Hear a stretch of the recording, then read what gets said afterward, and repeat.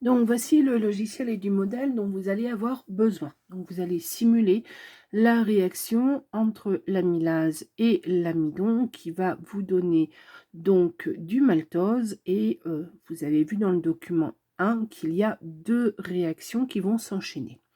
Donc vous allez devoir rentrer dans ce modèle mathématique ce que l'on appelle les agents, c'est-à-dire l'amidon, l'amylase, le complexe enzyme substrat, le maltose, ainsi que les 2 réactions. Donc ça, c'est la partie que vous allez faire. Donc pour ajouter un agent, eh bien, on clique ici et on écrit le nom de l'agent. Donc ici, par exemple, donc amidon.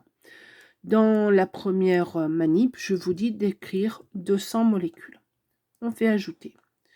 On ajoute ensuite l'amylase.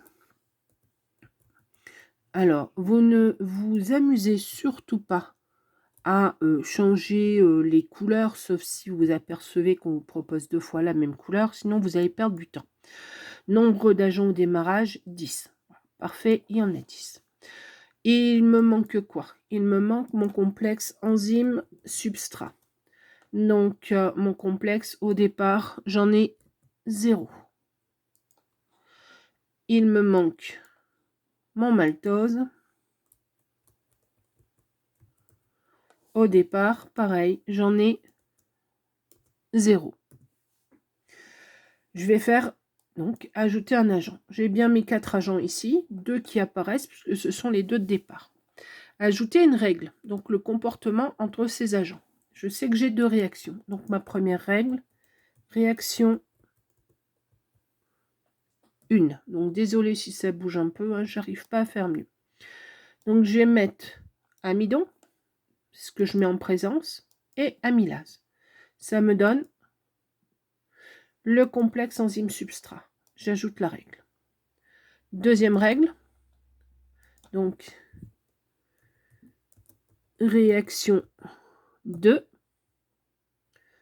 J'ai quoi en présence cette fois-ci? Le complexe enzyme substrat qui me donne le maltose et qui me donne l'amylase. Ajouter cette règle. Je vais démarrer l'animation que j'arrêterai quand j'arrive ici l'amidon à 0 ou quand j'arrive sur mon graphique à un plateau. Donc je vais agrandir un tout petit peu. Et je laisse faire. Donc vous voyez que progressivement ici, ben, ça se modifie. Je vois apparaître en fait du maltose. Et transitoirement, bien, le complexe enzyme substrat qui disparaît aussi rapidement.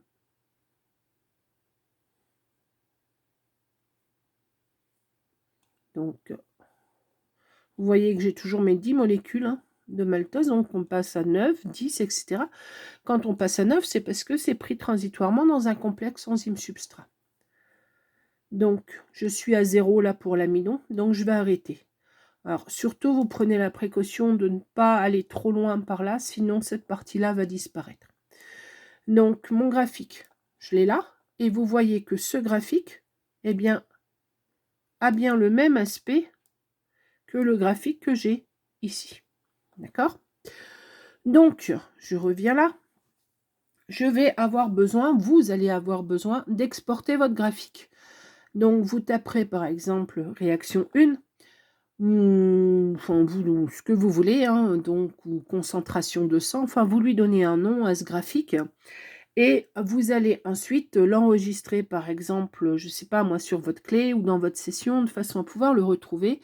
Et ensuite, le travailler avec Excel, donc l'ouvrir dans Excel et le travailler. Donc, comme c'est écrit sur le protocole. Donc ça, j'y reviens pas, ça sera votre partie. Pour pouvoir faire la suite du TP, donc construire ensuite l'évolution de la vitesse initiale de l'hydrolyse en fonction de la concentration de substrat. Donc voir si, quand je mets plus de substrat, est-ce que ça va plus vite, est-ce que ça va moins vite.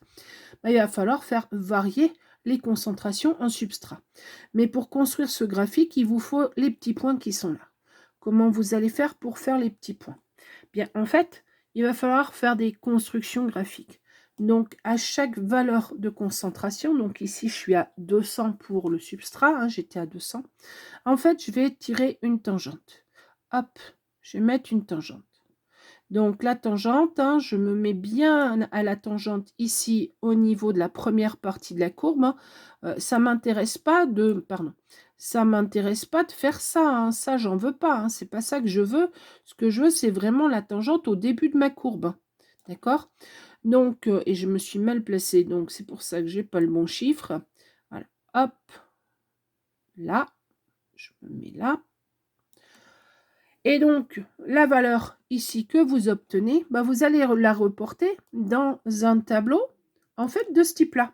Donc, j'étais à 200 et je vais reporter la valeur de ma pente. Donc, ici, 0,7601. Alors, après, j'espère que je l'ai bien fait, parce que après tout, pourquoi pas. Hein.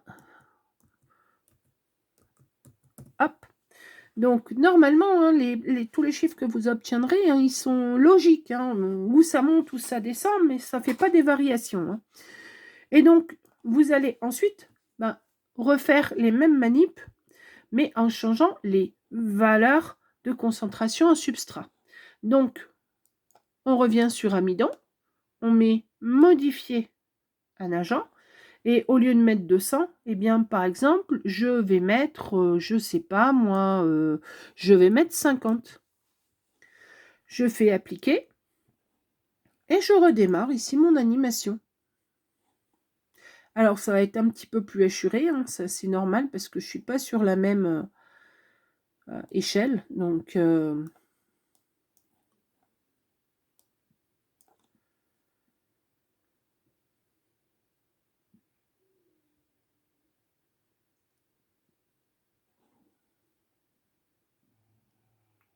Donc j'arrive à un plateau, je vais pouvoir m'arrêter, puis je suis à 0. Et là, de la même façon, j'ai tiré ma pente. Hein. Et là, vous voyez qu'elle est très collée, on va dire. Donc ici, en gros, alors que j'essaye de bien le faire, voilà, 0,9954. Alors, je ne vous dis pas de reprendre mes valeurs, hein, c'est pas du tout ça. Donc j'étais à, genre j'ai dit combien d'ailleurs, j'ai mis combien, j'avais mis combien, je ne sais plus, j'avais mis 50 il me semble. Et ben oui, et donc de toute façon, c'est une valeur il n'est pas dans le tableau, donc au moins comme ça vous n'aurez pas à reporter. Donc bref, petit à petit, vous allez avoir votre tableau qui va ici se construire, d'accord?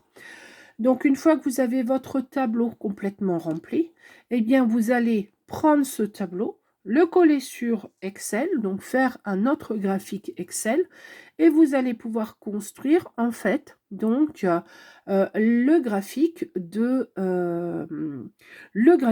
la vitesse initiale en fonction de la concentration en substrat.